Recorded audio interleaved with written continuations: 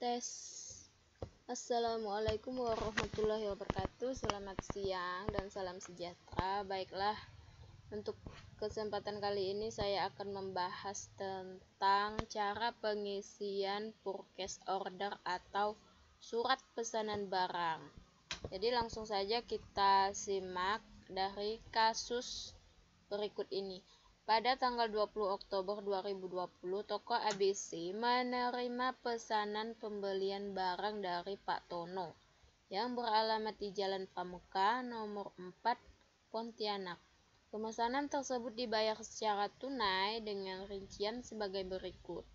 Nah, untuk barang yang pertama di sini adalah gula pasir HSG 50 kg dengan jumlah 5 karung dan harga satu karungnya 165.000. Selanjutnya margarin Blue Band sejumlah 5 kaleng dengan harga Rp45.000 per kaleng. Tepung terigu cakra kembar 50 kg sejumlah 5 bal dengan harga satu balnya Rp135.000. Susu kental manis coklat 12 kaleng dengan harga satu kaleng Rp6.500 dan barang terakhir di sini susu kental manis full cream sejumlah 12 kaleng dan harga satu kalengnya Rp7.500. Nah, di sini kita disuruh membuat surat pesanan atau purchase order dari kejadian di atas. Nah, untuk membuat surat pesanan ini adalah dibuat oleh si pembeli. Pembeli di sini adalah Pak Tono dan si penjualnya di sini adalah tokoh ABC. Nah, dari kejadian ini mari kita langsung saja melakukan pengisian purchase order atau surat pesanan. Ini saya kosongkan dulu.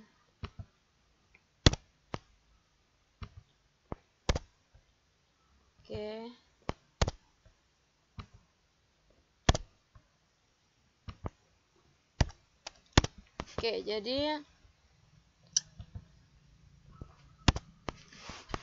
untuk yang pertama yang harus kalian isi adalah nomor surat, nomor purchase ordernya. Ini Pak Tono melakukan pemesanan barang untuk yang pertama kali, jadi kita tulis aja nomor urut 01 garing kode internal Pak Tono, tulis aja Tono garing bulan pemesanan. Dia melakukan pemesanan barang di bulan Oktober tahun 2020, bulan Oktober tahun 2020. Oke, lanjut. Karena Pak Tono melakukan pemesanan di tanggal 20, maka kita tulis tanggal kirimnya, kita perkirakan aja. Jika Pak Tono dekat dengan tempat toko kita, jadi kita bisa kirim di tanggal tersebut juga. Dan jika alamat si pembeli itu jauh dari tempat toko atau perusahaan kita, jadi kita bisa perkirakan tanggal kirimnya itu berapa hari setelah kita menerima pemesanan barang dari Pak Tono. Jadi di sini saya tulis tanggal 20 Oktober juga karena saya memperkirakan alamat Pak Tono itu tidak jauh dari tempat toko atau perusahaan kita. Nah, di sini saya sudah menulis nama-nama barang ya, sesuai dengan pesanan Pak Tono sebanyak 5 jenis. Ya, sebanyak 5 jenis di sini nama barangnya. Untuk kode barang ini sebagai seorang pembeli kita belum mengetahui kode barangnya karena yang mengetahui kode barang itu adalah pihak penjual. Nah, jadi kita kosongkan saja. Untuk banyaknya di sini gula pasirnya ada 5 karung. Kemudian margarin Blue Band-nya ada 5 kaleng. Selanjutnya tepung terigunya 5 bal. Susu kental manisnya 12 kaleng. Dan susu kental manis full creamnya 12 kaleng juga. Oke, untuk harga sudah saya tulis juga. Ini adalah harga satu karungnya. Oke. Dan ini harga satu kaleng. Ini harga satu bal, ini harga per kaleng. Untuk mengetahui jumlah harga, kalian tinggal mengkalikan antara harga satuan dengan jumlah banyaknya barang. Jadi di sini untuk gula pasir Rp165.000 dikali jumlah banyaknya karung, yaitu dikali 5. Jadi hasilnya adalah Rp825.000.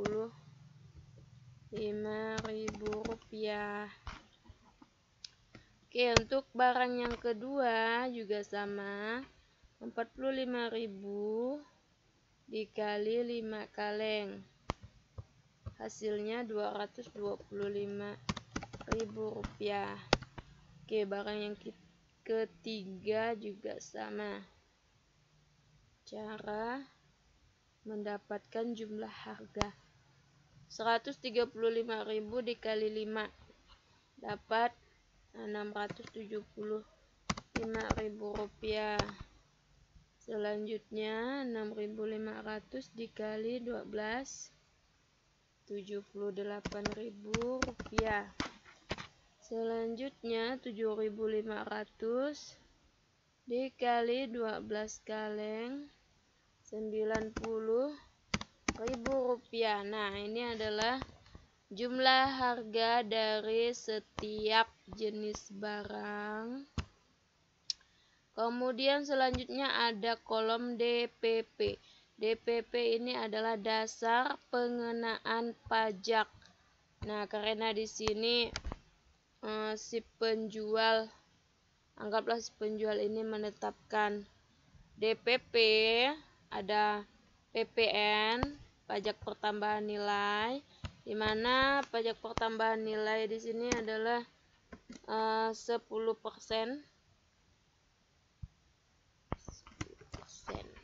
Oke, untuk DPP, untuk mencari DPP-nya ini adalah dengan cara kalian menjumlahkan harga dari barang yang pertama sampai barang yang terakhir. Jadi kalian totalkan, kalian tambahkan semuanya, barulah dapat dasar pengenaan pajaknya. 825.000 ditambah 225.000 ditambah 675.000 ditambah 78.000 ditambah 90.000. Jadi hasilnya Rp1.893.000. Untuk diskon, ya, karena kasusnya di atas ini tidak ada potongan harga atau diskon, jadi kolom diskonnya kita kosongkan aja. Kemudian di sini karena dia dikenai pajak pertambahan nilai sejumlah dengan tarif 10%, jadi barang yang dibeli Pak Tono itu bertambah, biayanya bertambah 10% dari harga awal. Jadi 1.893.000 ditambah 10% dari 1.893.000. 10% dari harga di atas itu sama dengan Rp189.300. Nah, ini 10% dari 1.893.000. Untuk mencari total harga, yaitu DPP, dasar pengenaan pajak, ditambah pajak. Jadi ketika kalian membeli barang, ketika barang tersebut dikenai pajak, maka harganya itu semakin mahal atau semakin tinggi. Nah, begitu sebaliknya jika barang itu dikenai diskon atau potongan harga, maka barang itu semakin murah. Nah, seperti itu. Jadi kita tambahkan aja 1.893.000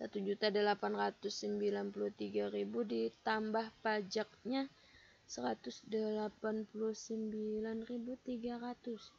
Jadi total harga yang harus dibayar oleh Bapak Tono itu adalah senilai 2.082.300. Oke, sampai di sini di total harga. Selanjutnya keterangan. Keterangan ini boleh kalian isi jika untuk memberikan suatu hal yang atau pesan kepada si penjualnya, ya. Ini kasusnya jika Pak Tono sudah mengetahui harga barang. Jadi Pak Tono bisa langsung menghitung harga barangnya dengan total sekian. Nah, jika Pak Tononya tidak mengetahui harga barang, maka yang harus kalian isi hanyalah sampai ke jumlah banyaknya barang saja. Untuk harga satuan, misalnya Pak Tono tidak mengetahui, maka tidak perlu diisi. Nah, karena di soal sudah ada tertulis harga satuannya, jadi di sini saya langsung mengisi saja harga satuan dan jumlah harga. Oke, untuk kolom keterangan di sini kita bisa tulis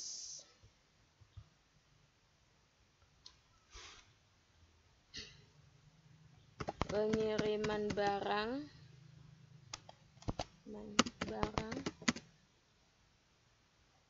ke alamat saya.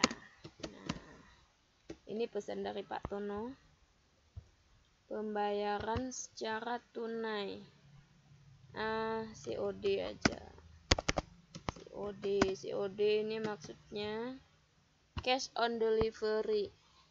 Jika barang itu sudah sampai di tangan Bapak Tono, baru Bapak Tono akan melakukan pembayaran kepada pihak toko.